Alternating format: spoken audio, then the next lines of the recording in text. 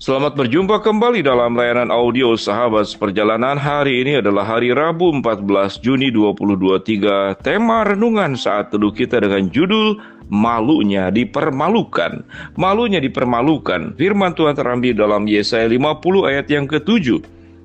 Tetapi Tuhan Allah menolong aku, sebab itu aku tidak mendapat noda, sebab itu aku meneguhkan hatiku seperti keteguhan gunung batu, karena aku tahu bahwa aku tidak akan mendapat malu. Mari kita berdoa.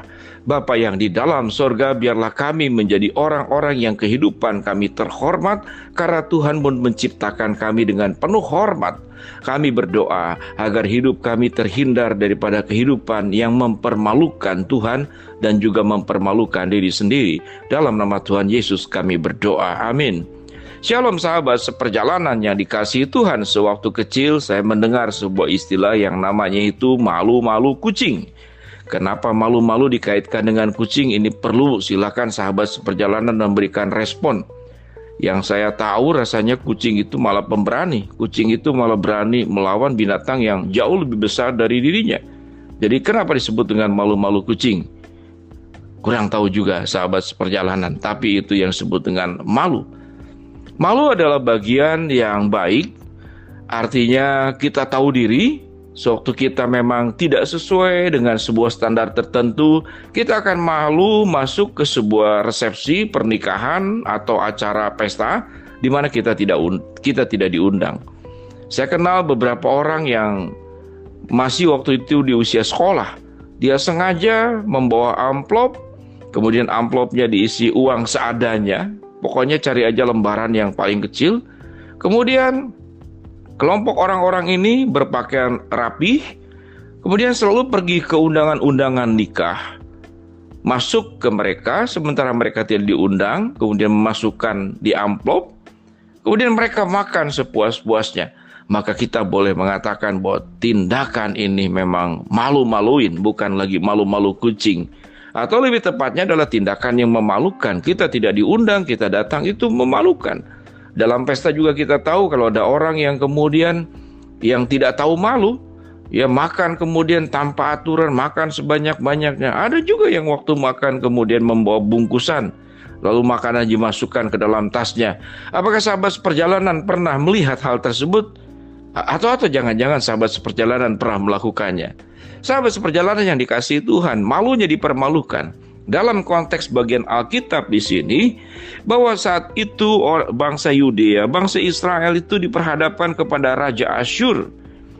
Raja yang menekan, dan kerajaan juga Mesir terancam dibinasakan. Dan berkali-kali kita melihat bagaimana bangsa Israel dikalahkan oleh bangsa lain.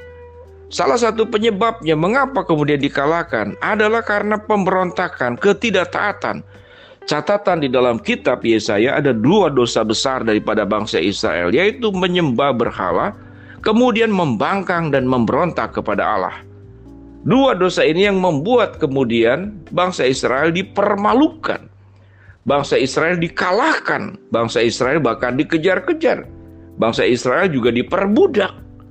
Itu adalah sebuah kehidupan, kalau berbicara tentang sebuah kehidupan yang indah, yang terhormat itu adalah tatkala kita tidak dipermalukan, tatkala kita tidak dikalahkan, tatkala kita tidak direndahkan, tatkala kita tidak dianggap sebagai orang yang tidak ada maknanya, tidak ada artinya, atau bahkan tatkala kita dianggap bukan manusia. Padahal jelas sahabat seperjalanan kita itu manusia. Perbudakan-perbudakan yang dilakukan kadang dalam hubungan relasi kita dengan orang-orang tertentu, menganggap kita itu bukan manusia. Mungkin barang, mungkin objek, atau pribadi yang hanya bisa diperas, ditekan, dimanfaatkan, tapi tidak dihargai. Apalagi dicintai dan dikasihi. Bukankah itu sangat menyakitkan kalau kita mengalami sebuah pengalaman yang seperti demikian? Sahabat seperjalanan, malunya dipermalukan. Kalau Tuhan sudah memberikan sebuah kehidupan dengan rancangan-rancangan yang indah kepada setiap kita masing-masing, maka dengan demikian kita harus tahu bahwa belas kasihan kebaikan Allah Tuhan yang sudah diberikan kepada kita itu harus dipertanggungjawabkan. Agar kehidupan kita sebagai anak Tuhan jangan menjadi kehidupan yang memalukan di hadapan Tuhan. Kalau kita melihat bahwa dunia punya standar bahwa kalau kita jatuh miskin itu memalukan, kalau kita tidak bisa sekolah pendidikan tinggi itu memalukan, kalau kemudian menikah sudah sekian lama tidak punya rumah pribadi, masih ngekos, masih sewa, maka itu memalukan. Maka itu nilai-nilai dari dunia. Tapi nilai-nilai yang diberikan oleh Allah, apa yang disebut dengan kehidupan yang memalukan. Maka ada dua bagian sebagaimana catatan dalam kitab Yesaya. Kalau kita menyembah berhala, ya kalau kedua adalah kita memberontak dan kita membangkang kepada Allah. Dua bagian ini di dalam kitab Yesaya. Kenapa dikatakan kalau kita menyembah berhala itu memalukan? Memalukan. Kita orang yang tidak tahu diri. Allah mengasihi kita, Allah mencukupkan kita, Allah memberkati kita, Allah melakukan semua yang terbaik. Tapi kita selingkuh dengan berhala.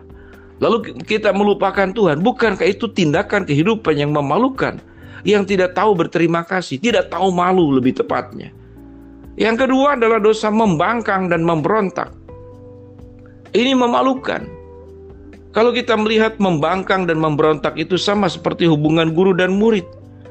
Kalau guru sudah mengajarkan semua yang baik, menginvestasikan hidupnya, pendidikannya, keterampilannya, pengetahuannya, bertahun-tahun sekian lama, tetapi yang dilakukan justru sebaliknya. Karena sifat apa? Sifat membangkang dan sifat memberontak yang lebih melekat di dalam diri seorang murid daripada sifat taat kepada gurunya. Dalam relasi kita dengan Tuhan juga sama. Siapa guru agung kita? Siapa rabi dan guru pengajar kita? Yaitu Tuhan sendiri. Kita menjadi pribadi yang hidupnya memalukan kalau setelah diajar kemudian kita membangkang dan kita memberontak. Kita punya anak.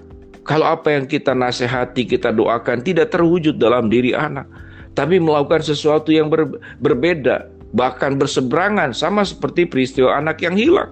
Bukankah itu adalah sebuah kehidupan yang memalukan? Sahabat seperjalanan, kalau kita kembali kepada firman Tuhan yang kita baca tadi, tetapi Tuhan Allah menolong aku.